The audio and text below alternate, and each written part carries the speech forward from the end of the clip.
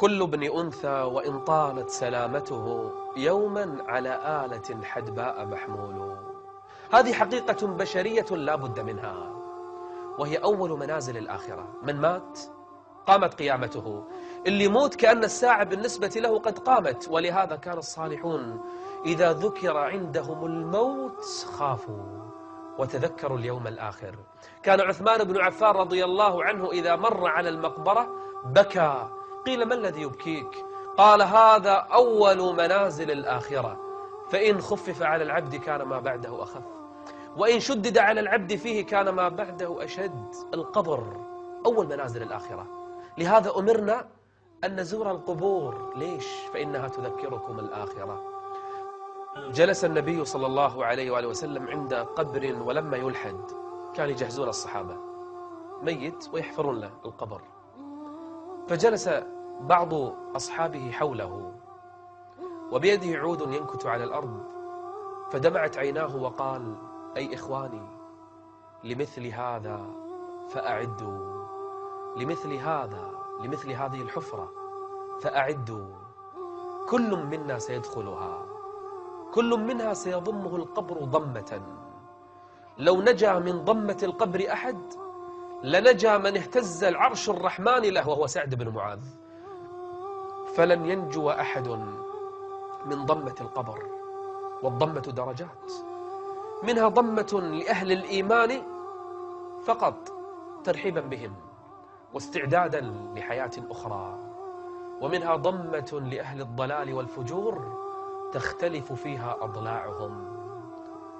يا الله، أي حياة قريبة هذه، وأي عالم آخر سنعيشه.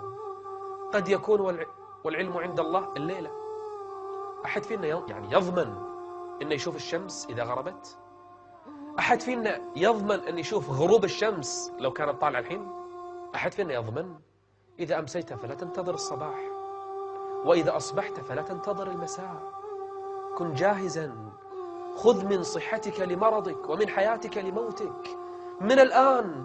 تريد أن ينير الله عز وجل لك القبر، عليك بقيام الليل، عليك بالصدقات، عليك بالقرآن. تريد أن يفسح لك قبرك، بر الوالدين، صلة الأرحام، كفالة الأيتام، إطعام المساكين، السجود والركوع، الدعاء والاستغفار. هذه الأعمال الصالحة.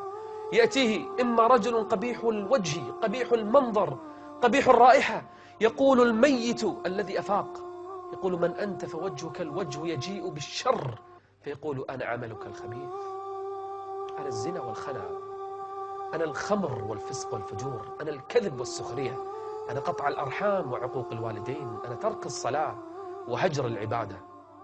فوالله ما علمتك إلا سريعا لمعصية الله، بطيئا لطاعة الله. هذه عادتك، تسحب نفسك سحب للصلاة، تتركها أيام ما تبالي. أو يكون الرجل الآخر الذي سيرافقه في قبره، ينظر فإذا وجه وسيم جميل، رائحة طيبة زكية، يقول: من أنت؟ فوجهك الوجه يجيء بالخير، يقول: أنا عملك الصالح، أنا قيام الليل، أنا صيام النهار، أنا الحج والعمرة، أنا بر الوالدين، أنا صلة الأرحام، أنا قراءة القرآن، أنا الذكر والاستغفار، أنا إطعام المساكين، أنا الأمر بالمعروف، أنا النهي عن المنكر، أنا الجهاد، أنا عملك الصالح. فوالله ما علمتك إلا بطيئا في معصية الله، سريعا في طاعة الله. طاعة نشيط، المعصية إن فعلتها تتثاقل وتندم بسرعة إذا فعلتها. يرافقه إلى أن تقوم الساعة. إما أن يكون القبر ضيقا حتى تختلف أضلاعه ويأتيه من سموم النار وحرها، أو يفسح له قبره مد البصر ويأتيه من نعيم الجنة وريحها، يفرش له من الجنة. يا الله، أحلى من قصر في الدنيا، أحلى من بيته. وده يطلع من قبره إذا كان من أهل الإيمان، بوده لو يطلع من قبره بس لحظة يقول حق عياله: ترى أنا بنعيم لا تبشون علي، يونسهم ويرجع مرة ثانية. وده تقوم الساعة عشان يقابل أهله وعياله، فيقول الله عز وجل وهو ينادي: رب أقم الساعة، رب أقم الساعة، رب أقم الساعة. فيناديه المنادي: أن صدق عبدي فأفرشوه من الجنة. ثم يقال له: نم نومة العروس، فينام نومة خفيفة فيستيقظ فإذا القيامة قد قامت. هذه نهايتنا، هذا مصيرنا، إما من أصحاب اليمين وإما من أصحاب الشمال. الموت لا بد منه. الموت أمر مفزع، أمر مقلق، أفزع الأولين والآخرين، أفزع الملوك والضعفاء والعظماء وكل بشر على وجه الأرض أفزعهم الموت وأقلقهم. فهل استعد الواحد منا لتلك اللحظة التي قد تكون أقرب مما نتصور؟ تجهز لهذا اليوم. أسأل الله أن يثبتنا فيه على الدين وأن لا يميتنا إلا على الإسلام. استودعكم الله. السلام عليكم ورحمة الله وبركاته.